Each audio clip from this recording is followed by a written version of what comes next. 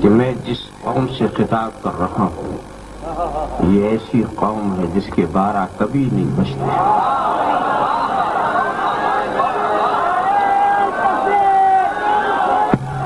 نعرہ تکبیر، نعرہ رسالت، حضور شیخ الاسلام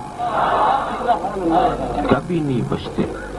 جب میدان کربلا میں اس کے 12 نہیں بجے، جب غزوہ حنین میں اس کے 12 نہیں بجے، جب غزوہ خندق میں اس کے 12 نہیں بجے، تو اور کون سا زمانہ آئے گا جو 12 بجا دے؟ 12 بجنے کا سوال ہی نہیں. اس لیے کہ ہماری چہرے کی شادابی کا تعلق ہے گنبد خضرا کی ہریالی سے. نہ اس کی سبزی ختم ہوگی نہ ہماری شادابی ختم ہوگی. ورنہ آپ دیکھیں مختلف انداز سے مسلمانوں کو جو کرچ کیا جا رہا ہے اس کو نظر میں آپ رکھیں.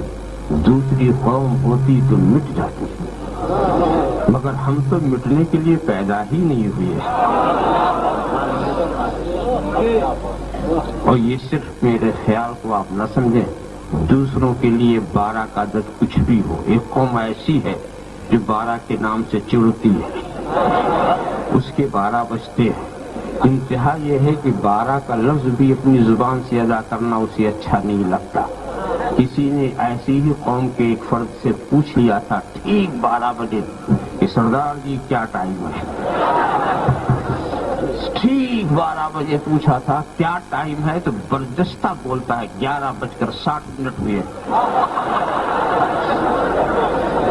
یہ نہیں کہا کہ 12 بج گئے.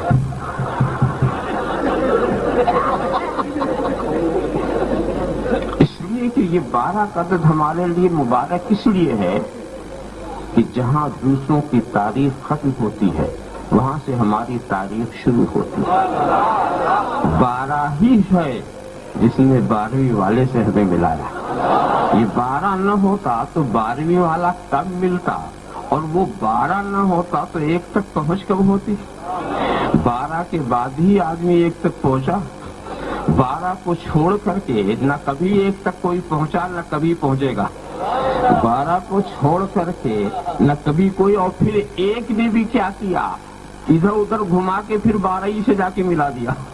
ادھر ادھر گھما کر پھر 12. یہ بھی عجیب اتفاق کی بات ہے. میں پوچھتا رہتا ہوں، آج تک کسی نے جواب نہیں دیا. پوچھتا رہتا ہوں. یہی نہیں، یورپ میں بھی پوچھا، افریقہ میں بھی پوچھا، امریکہ میں پوچھا کہ بھئی یہ گھڑی جو بنانے والے لوگ ہیں انہوں نے یہ کیا طریقہ ہے کہ 1 سے شروع کر کے 12 پر بات ختم کر دی. جب رات دن میں 24 گھنٹے ہوتے ہیں تو 12 کے بعد 13 ہونا چاہیے، 13 کے بعد 14 ہونا چاہیے، 14 کے بعد 15 اور بعد جا کے 24 پر ختم ہونا چاہیے. انہوں نے 24 پر کیوں نہیں ختم کیا؟ اب انہیں نے سنی سے پوچھو. سبحان اللہ، سبحان اللہ.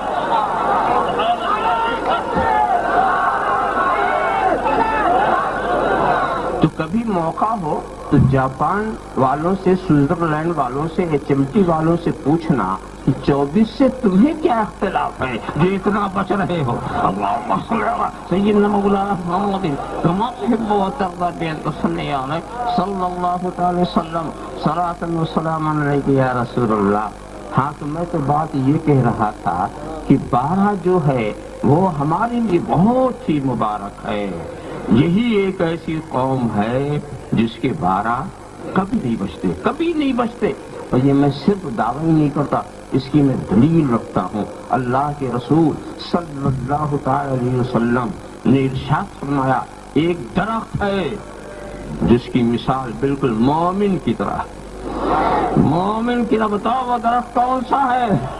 بتاؤ وہ درخت کون سا ہے جس کی مثال بالکل مومن کی طرح؟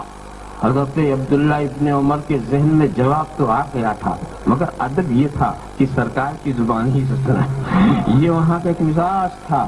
اللہ اور اس کا رسول جانے جب یہ فرمایا یا النخلا، یہ کھجور کا درخت جو ہے یہ بالکل مومن کی شان رکھتا ہے. مومن کی شان رکھتا ہے اس لیے کہ جب खिजा का मौसम आता है, जब खिजा का मौसम आता है सारे दरख्तों के पत्ते झड़ जाते हैं, खजूर का पत्ता नहीं झड़ता, वो सदा बहार रहता है, वो सदा बहार रहता है, वो कभी नहीं झड़ता। कैसे कैसे थपेड़े आए, कैसी कैसी शिद्दत आए, अगर चेहरा चमकेगा तो सिर्फ ईमान वालों का चमकेगा, अगर चेहरा चमकेगा तो सिर्फ ईमान वालों का चमकेगा। अच्छी तरह देखिए। और मैं और भी गौर करने लगा, बात तो इतनी बात खत्म हो गई, मैं और भी गहराई में गया कि आखिर खजूर से मिसाल देने की कोई और भी वजह हो सकती है। तो बात समझ में आई, खजूर का फल बहुत मीठा होता, खजूर का फल बहुत ही मीठा होता है। और मदीने की खजूरें यहाँ तक आती, मदीने की खजूरें, खजूर दूर तो मोमिन का इखलाक शीरी होते हैं, उसका फैज दूर दूर तक जाता है, उसका फैज दूर दूर तक जाता है। ये शीरी अखलाक वाले हैं, ये रहमा बैनहुम की मिठास वाले, ये रहमा बैनहुम की मिठास वाले हैं। जरा सा देखो तो एक बात ये भी हमने देखी, और एक बात और भी देखी हमने, खजूर के पत्ते बड़े नुकीले होते हैं।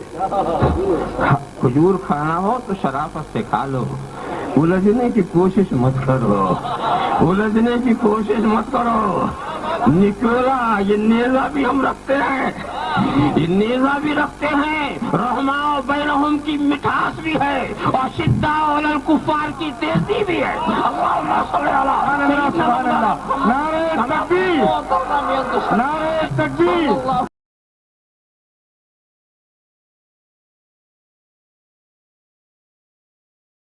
ऐसे ही वीडियोस के लिए मदनी मस्कान यूट्यूब चैनल को लाइक, शेयर और सब्सक्राइब करें।